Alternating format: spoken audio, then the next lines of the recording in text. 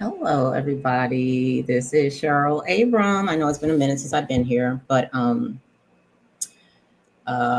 it's good to be back. It really is. And so I just want to show y'all a few things today about, first of all, my book. So I published Digital Guardians on March 1st, and the book is what it does is it takes cybersecurity concepts, okay, that you'll find in A plus, Network plus, Security plus, um, the CEH, other kinds of certifications, and I place them into stories, okay, because as you all know, if you've watched my videos, one of the things that frustrates me so much about this profession is the way we explain stuff. We make it a lot harder than it has to be. Okay, it doesn't need to be that hard. All right. And I'm bleaching my hair. That's why I got this thing on my head. So this is the book, Digital Guardians. Okay, I published it on March 1st. And let me just open it here just so you can see a little bit of what's in there. Okay, let me see here. I've already gone through some of it. So even like some of the stuff, so let me show you. Which story is this? The inside job that wasn't. All right, so this is the name of this story. Morgan Chin rubbed her tired eyes as a security alert popped up on her dashboard. As Chief Information Security Officer at Westlake Power and Light, 3 a.m. alerts were never good news. So this is a story about this CISO who she and her team, they're in the SOC, they're getting different alerts and they're just working through those alerts. And you'll see I bolded word like wireless access points, spoofing, mobile device management. These are all things that you're going to see on exams. These are things that you talk about on the job, okay? But the way that I'm presenting it here is in a story, all right? An interesting stories. And I even have here some screenshots that you can look at, because one of my issues too, when I was learning cybersecurity, is that a lot of the concepts, I couldn't see them. If you say pizza, I see a pizza in my mind, okay? If you say something like burp suite, or like, what the hell are you talking about? Like, I don't know, what is that? Okay. Like, what does that even look like? So what I tried to do here, proxy server logs and jump server logs. What the hell is that?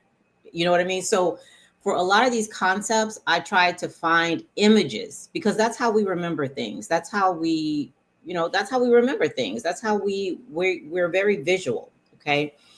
When people talk to us, we see a lot of different images in our minds, So if you know what a log looks like, proxy server, jump server, whatever, then you'll more likely remember those kinds of things when you come across them again.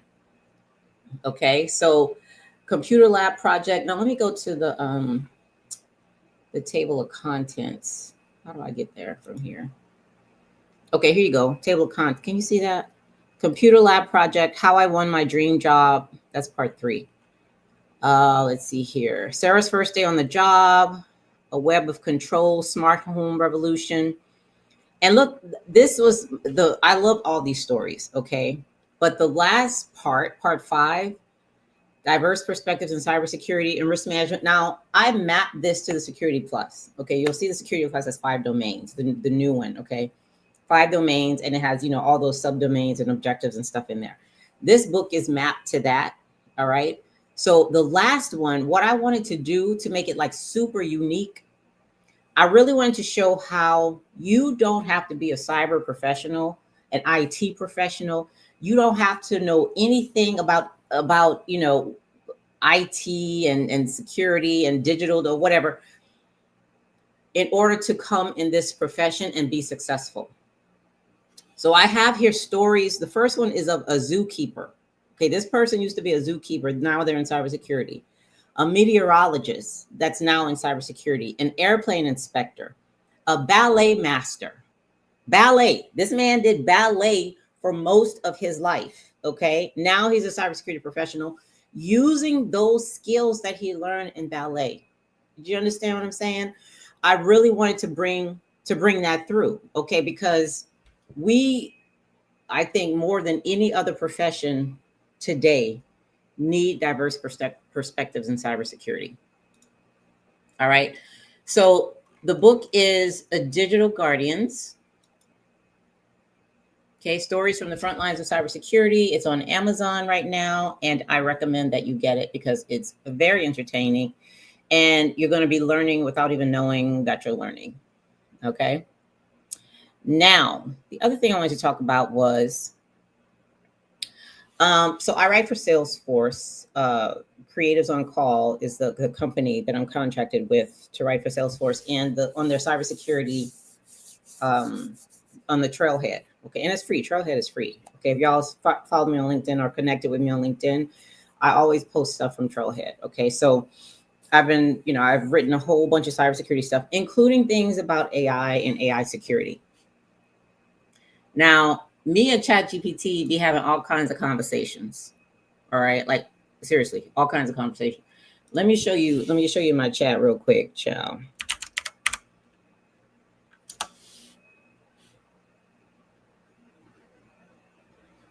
All right, let me see here. Why is it 80%? That's why I can't see nothing. Can I push it over somewhere? Okay. Okay, now let me show you. Some of this stuff is crazy. It's crazy. Hold on. Let me share my screen again. Share screen.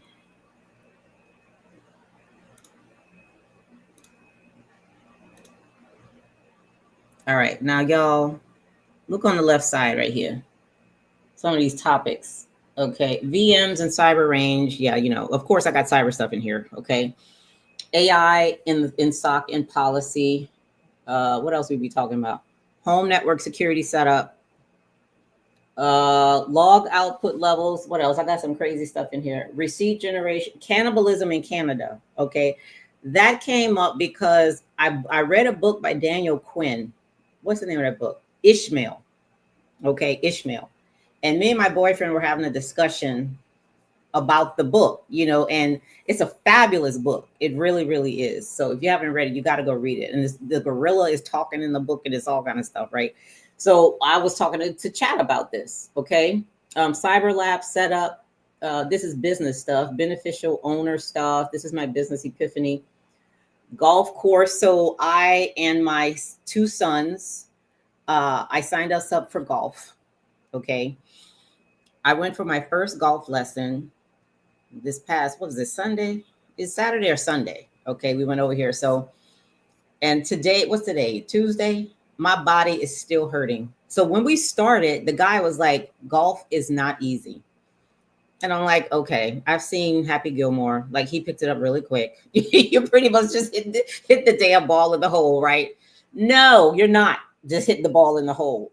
I'm telling you, the way he told us to do to hold your arm like this and bend over and put your shoulder down, my whole body was aching. Okay, the next day, because when you do it right, when you play golf correctly, okay, as correctly as I could, going from his instructions, all you feel is like your abs.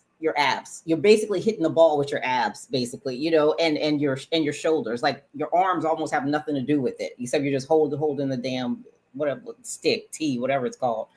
But it was fun. It was a lot of fun. I got tired as hell. I'm like, how many of these freaking balls do I have to hit? Because they give you the bucket, full of balls and stuff. Anyway, it was fun. It was me, my daughter, and my boyfriend. So we went, it was about an hour lesson. And it was a lot of fun. So my sons, they're going to do it for like a month, because I want to join what do you call that thing with a bunch of golf people? A club or some shit. Yeah. So I want to join that because I need to get out. I need to do stuff. I'm always in front of my damn computer, talking to ChatGPT. That's a shame. Okay. So I need to talk to some real people. So anyway, this is so that's where the golf stuff comes in. Okay. And let me see what else I got on here. Outer bank, dark patterns in AI. Now, I was asking Chat, let me pull that up real quick. Okay. So in the gray here, y'all have used ChatGPT, right? So like the stuff in the gray is what I'm saying. So this was me. Tell me more about dark patterns. And I'm asking questions, and, because I wanted to, there's more that we need to do with AI and dark patterns. Okay. So, and dark patterns are just like the stuff that we experience online. Like when we go to various websites, we experience that today, actually. So I was on a website, and you know how the cookies thing comes up and it asks you if you want to accept all cookies or just take some cookies, and it's just a big thing, right?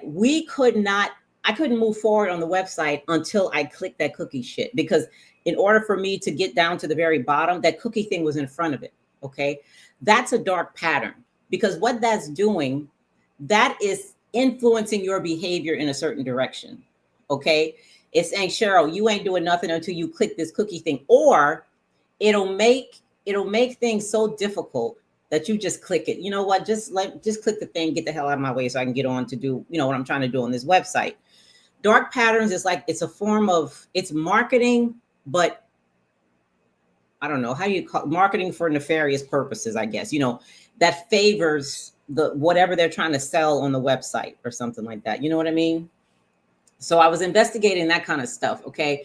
Brand bias, user retention, syncophony, AI flatters and agrees. This has just started happening with ChatGPT. What I've been noticing is that when I tell chat something, and it's not just chat, it's Claude, because I use Claude too. And I don't use the Google one. I think that one is ridiculous. But it's actually started saying my name. It'll say Cheryl, blah, blah, blah, blah, blah. It didn't used to do that before, So I'm noticing those kinds of things. And I'm like, what is that about? Like, why? Like, I'm very suspicious. Okay. Why are you doing that? Why are you, saying that kind of thing? And, so I did some research on this dark pattern stuff, using the thing with the dark patterns. All right. And I posted this too on my LinkedIn. So, you can see I made a whole, I think it's in here too. Is it in here? Or was it in Canva? I think it's in here. Here it is, dark patterns in AI. Now, this is what it's called on websites. Like right now, when you go to a website now, you'll see Roach Motel, easy to sign up and it's hard to leave. It takes you forever to find the unsubscribe or the cancel subscription or whatever. Force continuity, confirm shaming. No thanks. I don't want to save more money. Hell no, I don't want to save more money. So, get me out of here, but that's the kind of thing they do. They try to manipulate your feelings, which is the same thing that social engineering, like that's what social engineering is, right? It's manipulating your emotions, okay, to make you bypass common sense, right? That's the whole gist of social engineering. So that's the same thing that's going on here with these dark patterns in AI. All right. Brand bias, user retention, anthropomorphism, faking emotional connection. We have to be really careful, especially because I'm an introvert. Okay. I'm an introvert. Right. And for those of us who don't have a lot of, whether it's by choice or not, connection with other people, going to AI and having AI seem like it's, congratulating you, or it's happy for you, or it's sympathetic with you, as if it has emotions, that kind of stuff can really have a lot of impact. Okay. And they know this, like the people who do this know this, the people who make websites know this, because they do that on, websites too. You know what I'm saying? AI is just another form of the dark patterns, that they use. So we got to be really careful. We really, really do. And and our families, folks in our families, like, we have to tell them about this kind of stuff. Okay. Because it'll sneak up on you. Like it really will, especially if you're not looking for it. They already got out AI boyfriends and girlfriends and companions and all kinds of stuff. Right. But the issue is, especially for cybersecurity people, I mean, that's fine. AI anthropomorphized, like whatever. But the issue is now for us, it's not just about confidentiality.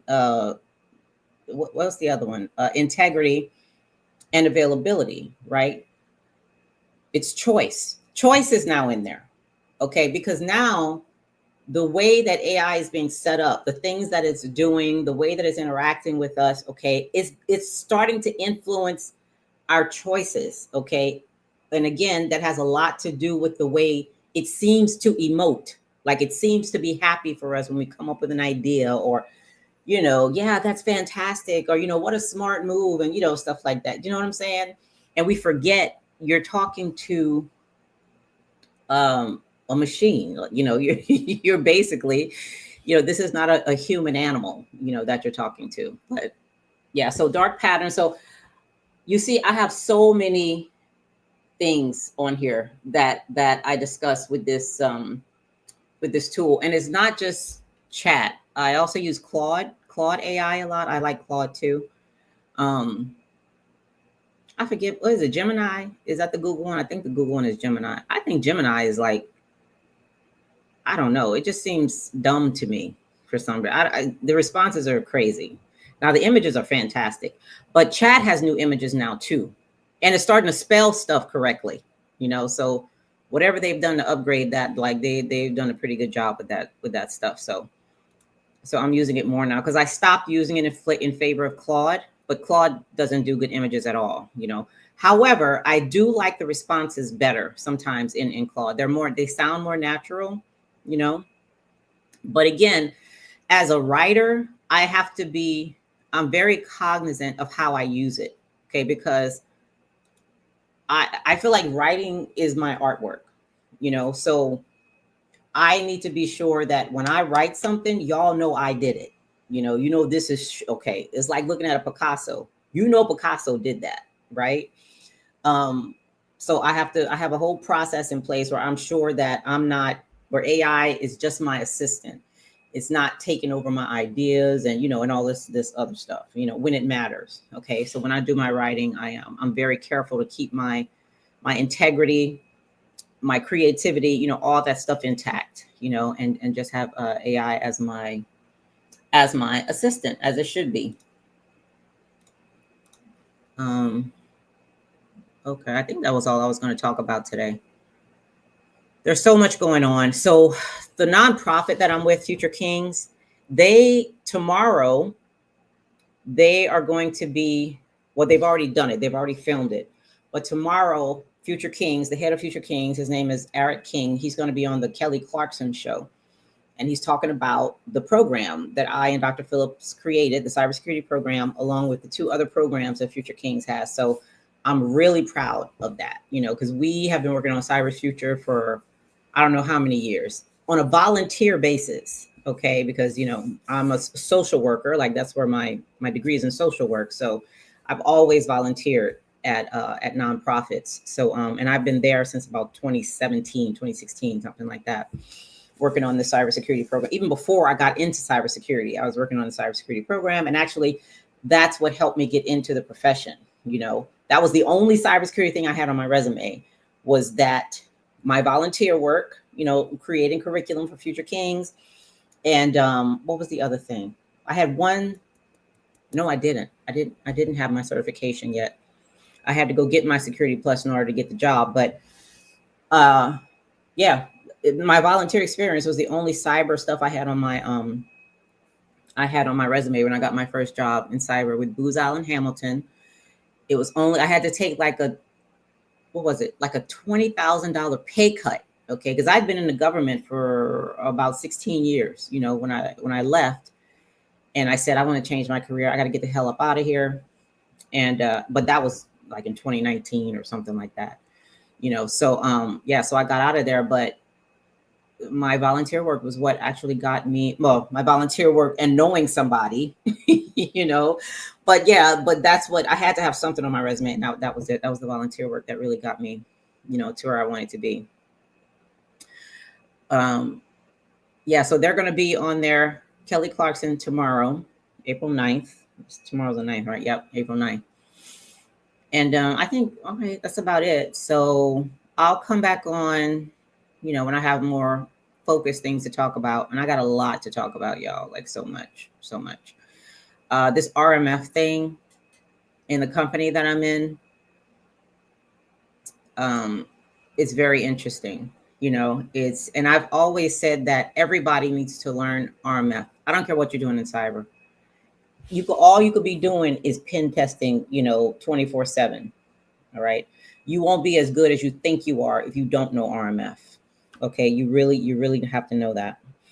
So, I'm really looking for a way to expand that, the RMF stuff and the AI. Okay. Because AI ain't going nowhere either, you know? So I'm working on a workshop for AI dark patterns and other ways that we can, just protect ourselves and our families. Because AI has two issues. It's not just security, because we think about, okay, security, yeah, you don't want people poisoning prompts and, stuff like that. So we get that. But safety is the other one. AI safety. Those are two different things. Okay. So you're driving in a car, okay, and an autonomous vehicle, that's being driven, by artificial intelligence and all this other stuff they got going on. You want to be sure that that car is getting you where you actually want to be. And if it doesn't always have to be a security issue. There are also other issues dealing with artificial intelligence that we don't talk about, but that we should talk about. Okay. And it's not, listen, this is not some Skynet, stuff to make anybody afraid or something. It's not about being afraid. It's about being aware.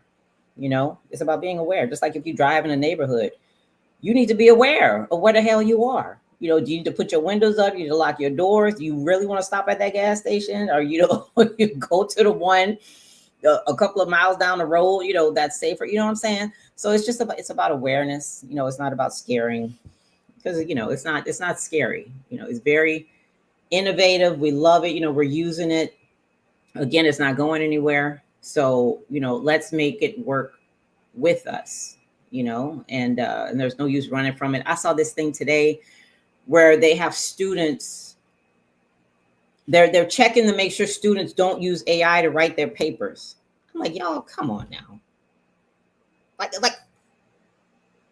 what, why, why fight it? You know what I mean? Because that's not going to work. I don't care what kind of mechanisms you got in place. It's not going to work. The more you tell somebody they can't do something, guess what? You ever heard of prohibition? Okay. Guess what? It's going to happen. It's going to happen even harder. They're going to do it even harder. You know what I'm saying? They're going to cheat even harder. Okay. So you have to frame it in a different way. You just have to frame it in a different way. Show them how to use it, to write their papers or to check their work, or help them study or whatever. You know what I mean? Because if they don't know the right way to use it so that their brain isn't atrophying, because AI is doing all the work, you want them to use it to strengthen, their skills and stuff like that. And telling them don't do it, that shit ain't gonna work. That never works. When has that ever worked? When? To tell somebody don't do it, it's just crazy. Anyway, yeah, I'm going to address that in the training too, because I think, especially for instructors and stuff, we just have to find different ways, to have individuals show proof of work, because I still think it's important, just like you do in math. I think it's important to show your work, to show your thinking process, because it's not always just about the end goal. It's about the process to get there. I wrote this story called The Operation Was a Success, but the Patient Died. Okay. I mean, those two things have to go together. It's not just about the end, it's about how you got there too. Okay. What time is it? All right. I need to go wash this stuff out of my hair. All right. So I'll see y'all later.